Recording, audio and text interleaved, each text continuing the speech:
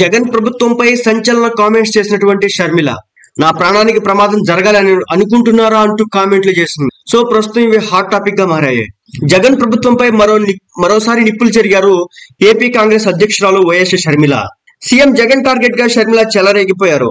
తనకు సెక్యూరిటీ కల్పించే విషయంలో జగన్ ప్రభుత్వం వైఖరిపై షర్మిల తీవ్ర స్థాయిలో మండిపడ్డారు.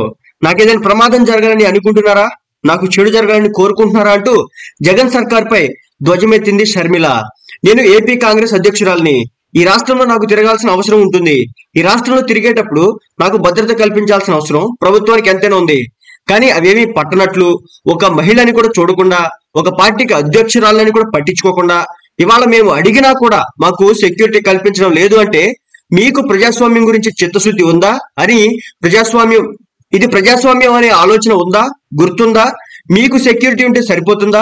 మీరు పెద్ద పెద్ద కోటలు, పెద్ద పెద్ద గడియలు కట్టుకొని మీరు బతికితే సరిపోతుందా? మిగతా వాళ్లకు ప్రజలకు భరోసా ఇవ్వాల్సిన అవసరం లేదా? ప్రతిపక్షాలకు రక్షణ కల్పించాల్సిన అవసరం లేదా? అంటే మా చెడు కోరుకుంటున్నారని అర్థం కదా? మాకేదైనా ప్రమాదం జరగాలని మీరు అనుకుంటున్నారని అర్థం కదా? ప్రమాదాలు సంభవించడమే కాకుండా ప్రమాదాలు కల్పించే వాళ్ళలో కూడా మీ వాళ్ళు ఉంటారనే కదా అర్థం.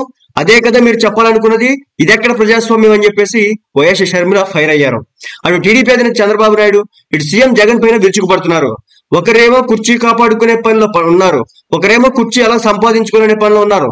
రాష్ట్ర ప్రజల గురించి ఏ ఒక్కరికి అటు చంద్రబాబుకి కానీ ఇటు జగన్ కానీ అవసరం లేదు. ఇప్పటికైనా రాష్ట్ర ప్రజలు కళ్ళు తెరవాలి. ఈ బీజేపీ తొత్తు పార్టీలు వైసీపీ, టీడీపీ, జనసేనలు ఇంటికి పంపించాలి. కాంగ్రెస్ పార్టీని ఆశీర్వదిస్తేనే ఈ ఆంధ్ర రాష్ట్రానికి ప్రత్యేక హోదా సాధ్యపడుతుందని చెప్పేసి తేల్చి చెప్పారు షర్మిల.